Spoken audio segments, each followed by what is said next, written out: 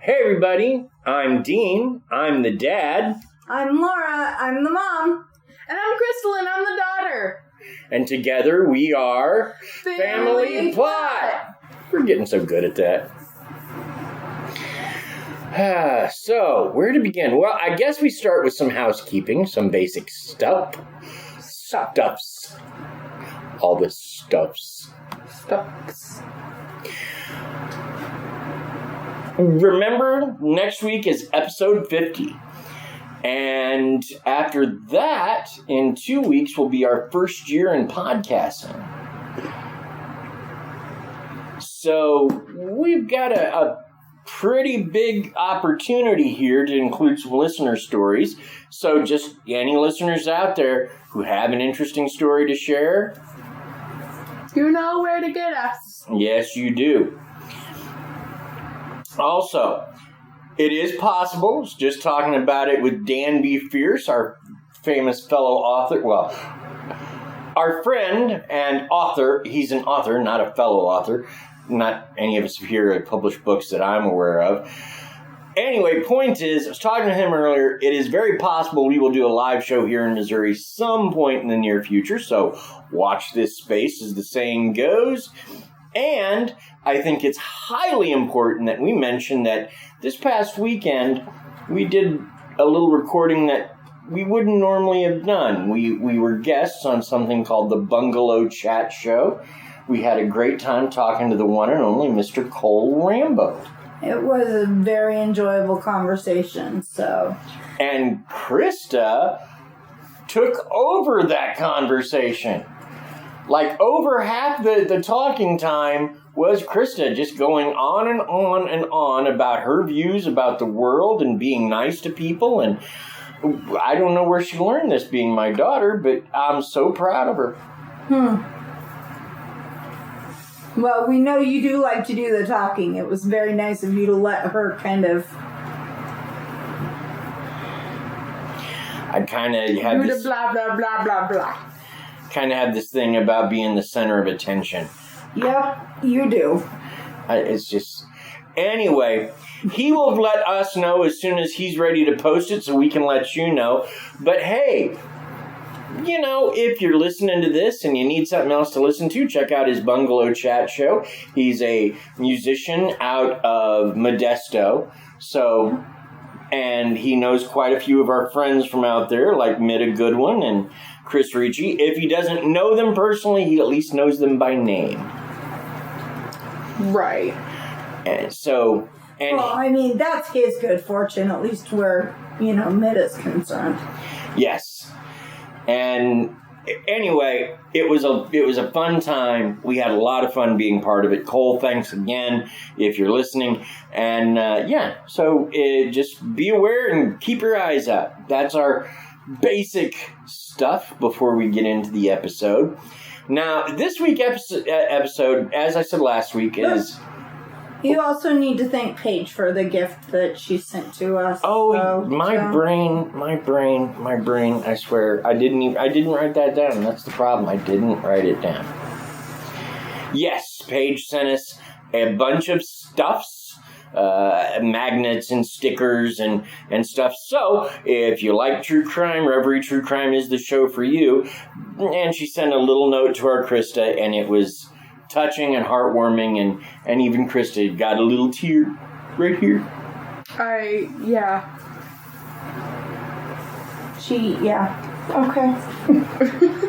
I very much appreciated it. Thank you very much. I was just really tired, and I still am. So, yeah. Now, as I left last week, we talked about this week's show, and that was going to be ABCs, or alien big cats. Now, when we're talking about alien big cats, we're not talking about big cats that are from other... We're talking about green big cats with stripes, y'all. Don't even... These are cats that... And we're not even talking about, like, anamorphic cats or furry big cats, because that's another show all entirely, and probably not very PG-12. Probably not. That's not true. Furries are not always like that. Thank you very much. The point is, what an alien big cat is, the name is rather confusing, is a large predatory cat seen in an area where such cats are not normally found, well outside their range. As one example, and we'll discuss this more in further detail later, there is actually camera trap footage of jaguars in Oklahoma. Wow. Oklahoma would normally be outside of a jaguar's range by some bits, although... Well, yeah. Although I was talking to people, and I have heard that I guess there are some jaguars in Arizona, so it's possible that they crossed over, but I don't know. Oklahoma's Oklahoma. Okay, so that's what an alien big cat is. They're also called phantom cats. I like that nomenclature actually much better. So that's this week's show. Wonderful. Isn't it, though? It is. It's always wonderful to be with family.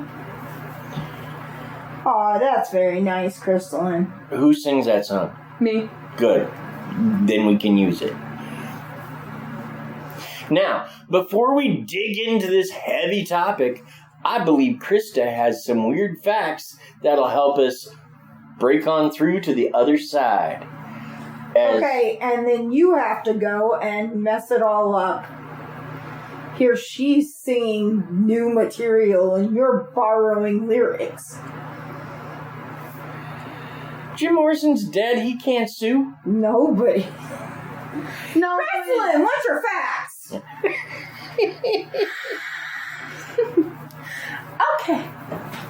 So today my 5 weird facts are about... Drum roll, please.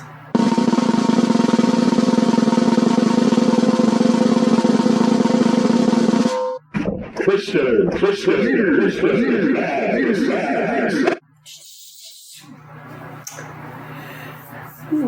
Tigers! Yes, tigers. I was about to say lions, because there is something about lions in here. And bears on my. Sorry. Did you just... Witches! Tigers! Tiger, I need to know all about tigers. Please, enlighten me. Okay. Other than Apollo, who is our own noble tiger, but that's aside. He naps all the time. We wouldn't learn much about him. Alright, number 1. A tiger's legs are so powerful that they can remain standing even when dead. Ooh. Wow. That's freaky. That is freaky. That may be one of the freakiest facts you've given us, Crystalline. I'm not quite No, I think with that... I'm not quite sure how I feel about that one. I think that the most freaky one that I've done is about, was it a Komodo dragon? Probably. You did some freaky facts about Komodo dragons. Yeah, like them rolling around. Okay, but the tiger stays standing. Okay, sorry. When he's dead. That's pretty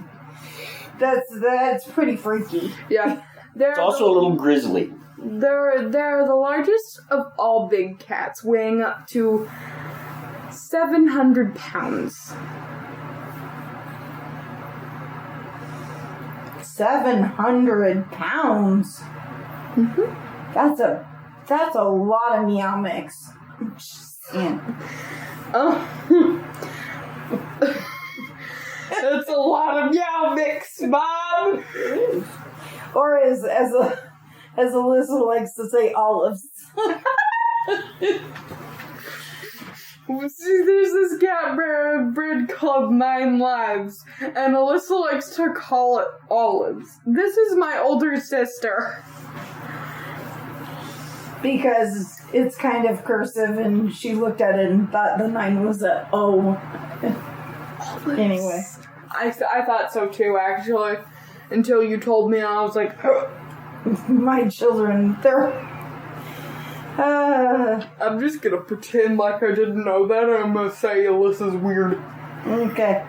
Alright. A little late to pretend that, as you just admitted it to all of our listeners. Alright. Number 3. If you look a tiger in the eyes, he is less likely to kill you. Tigers prefer to hunt by ambush, so looking at a tiger in the eyes, you are showing him you know he is there. Now he has lost the element of surprise and will most likely go find something else to feast on. Because of this, men in India often wear masks on the back of their head with a second face. Wow. Oh, wow, that's interesting. That is interesting. That means most mother-in-laws are probably very unlikely to get eaten by tigers because, they tend to be a little two-faced. Well, and something else about tigers, and I can't remember where I heard this, but one thing is if you're ever in a place where something is a hunter like that, like a tiger, you cannot look like a prey item because they will go after you. And like most of the attacks in India by tigers are on people who are squatted down on the ground because they look like monkeys, and monkeys are a prey item for tigers. And so they go after them thinking, oh, look, a big monkey. No, they're just like, you, what the heck? There's no monkey. That don't go ooh, ah, ah. What the heck? So yeah, the whole thing, if you're ever near a tiger, is make eye contact and try your very best not to look like any sort of prey item. Don't you want to look like a predator instead of a prey? I said try your very best not to look like a prey item. Right, but do you still want to look like a predator so they'll leave? Or just stare them in the eye? I don't think tigers have predators. Except for, humans with guns. And Mom. They're kind of at the top of the food chain, Crystal. What do you want from me? well, I remember a gentleman coming to my high school years and years and years ago. Obviously, this was back in the 80s. And he talked about being in southern Africa or in India, I don't remember which. He'd been all over, and at one point he's staring at a tiger, and the tiger is staring at him, and he was worried about it. And the guide that was with him was like, "Don't worry about it. You see the tiger. He's watching you because he doesn't trust you. If he wanted to hurt you, you wouldn't see the tiger till he did." Anyways, on to fact number 4. Yay, fact number 4. Tigers are completely blind for the first week of their life. About half do not survive adulthood. Oh, poor little toddlers. It's fairly common for felines to be born blind. Well, yeah, most of them, kittens and puppies, don't have their eyes open for the first week or two. Yeah. And as far as a lot of animals their young don't survive very well into their first year. So it's not surprising that tigers are in that list.